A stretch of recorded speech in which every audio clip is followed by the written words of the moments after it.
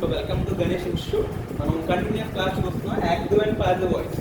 So మనం దీని ముందు రూల్స్ చూసాం. అంటే బేసికలీ ఎలా ఉంటాయి, ఒక సెంటెన్స్ యాక్టివ్ వాయిస్ చేస్తే దాన్ని పాసివ్ వాయిస్లోకి ఎలా మార్చాలి, టెన్స్లో ఎలా మార్చాలి, ఏం యాడ్ చేయాలి, సబ్జెక్ట్ని ఎలా ఆబ్జెక్ట్ చేయాలి, ఆబ్జెక్ట్ని ఎలా సబ్జెక్ట్ చేయాలి, అవన్నీ చూసాం. సో బేసికలీ దీన్ని కంటిన్యూ చేద్దాం. బేసికలీ విత్ టెన్స్లో ఇస్తే దాని సబ్జెక్ట్ రిగార్డింగ్ ప్యాసివ్ ఫామ్ ఎలా ఉంటుందో చూద్దాం. So basically simple present tense చూద్దాం. Basically simple present tense of the form మనకి ఎలా ఉంటుంది, basically it will be considering of subject plus V1 okay plus object ఉంటుంది. సో ఆబ్జెక్ట్ లో బేసికలీ యాక్టివ్ వాయిస్ ఈ ఫామ్ లో ఉన్నప్పుడు బేసికల్ ప్యాసివ్ వాయిస్ మనకి ఏ ఫామ్ లో ఉంటుందమ్మా. సో ఆబ్జెక్ట్ ని మనం ఫస్ట్ ఆబ్జెక్ట్ ని సబ్జెక్ట్ చేయాలి, ఆ పొజిషన్ లో సబ్జెక్ట్ ఆబ్జెక్ట్ చేయాలి కాబట్టి ఫస్ట్ ఆబ్జెక్ట్ వస్తుంది రెస్పెక్టివ్ ఫామ్. సో దానికి హెల్పింగ్ ఆఫ్ ఆ మీ ద్వారా వచ్చిన తర్వాత V3 V1 కన్సిడర్ చేసిన దాని రిగార్డింగ్ V3 ఫామ్ వచ్చి ప్లస్ బై వచ్చి రెస్పెక్టివ్ సబ్జెక్టివ్ ప్రొనౌన్స్. సో ఇది simple present. Basically simple present లో యాక్టివ్ వాయిస్ వస్తే దాని ప్యాసివ్ వాయిస్ ఫామ్ ఎలా ఉంటుంది, ఎలా ఉంటుంది. దాని తర్వాత సింపుల్ పాస్ట్ చూద్దాం. బేసికలీ సింపుల్ పాస్ట్ ఏమవుతుంది, subject plus V2 plus object.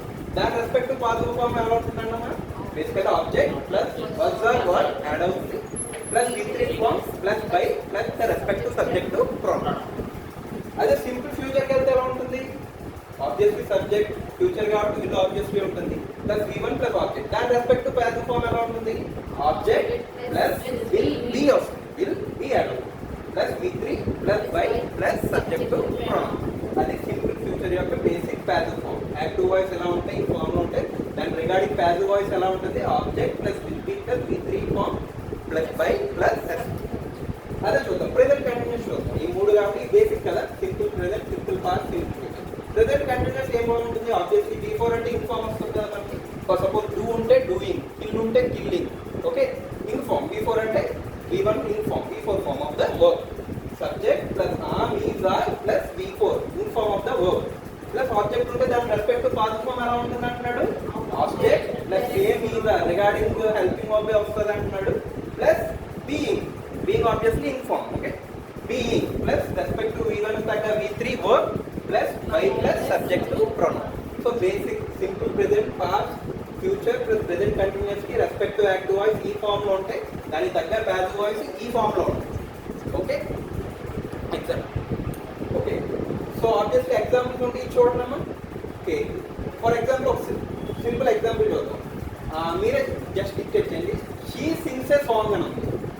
She sings a song. Simple present ఏదది, she sings a song. So obviously దీన్ని బట్టి డిడక్ట్ చేయండి అమ్మా. ప్యాసివ్ వాయిస్ దానికి ఎలా వస్తుంది, she sings a song. A song by her. Obviously మనకి ఆన్సర్ ఎట్లా వచ్చింది, a song is sung by her. Obviously subject object చేద్దాం, ముందు పెట్టాం. ఆబ్వియస్లీ టెన్స్ మార్చకూడదు కదా. ఆబ్వియస్లీ మనం ఏవి నుంచి పీవీలోకి మార్చేటప్పుడన్నా, పీవీ నుంచి ఏవీలోకి మార్చేటప్పుడన్నా మనకి బేసిక్ ఏంటి, టెన్స్ మార్చుకోండి, సేమ్ టెన్స్ కంటిన్యూ చేయాలి. దాని తర్వాత ఆబ్వియస్ రూల్స్ పట్టి ఫాలో అవ్వాలి. So obviously she sings a song అనే దానికి ఆబ్జెక్ట్ చేసాం, a song is sung by her. V3 వాడాం, ఆబ్వియస్లీ సింగ్స్ కి సంగ్ బై సబ్జెక్టివ్ ప్రొనౌన్ షీని హర్ గా మార్చండి, a song is sung by her.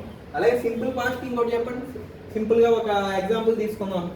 So Rama killed రావణే ఉంది, రామ కిల్ రావణ. దాని రెస్పెక్టివ్ పాజిటివ్ గా వస్తుంది ఈ ఫామ్ బట్టి, రావణ వాజ్ ఎందుకు వచ్చింది, ఆబ్వియస్లీ ఆ రెండు సబ్జెక్టులు కూడా సింగులర్ ఉన్నాయి. రావణ ఇదే సింగులర్ సబ్జెక్ట్, ఆబ్జెక్ట్ సబ్జెక్ట్ చేస్తున్నాం కాబట్టి రావణ వాజ్ వస్తుంది కాబట్టి singular subject. Ravana was V3 killed, Ravana was killed by Rama.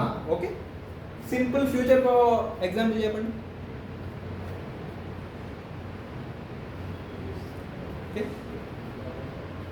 Kiran will write the exam tomorrow. Okay. Kiran will write the exam tomorrow. Okay, exam. Then మార్చండి, Kiran will write the exam tomorrow.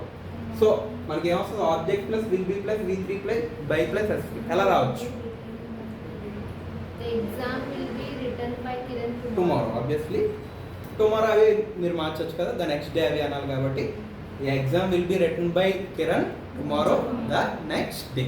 Obviously ఎలా edit చేయాలి, active voice నుంచి passive voice వచ్చినప్పుడు the basic conversion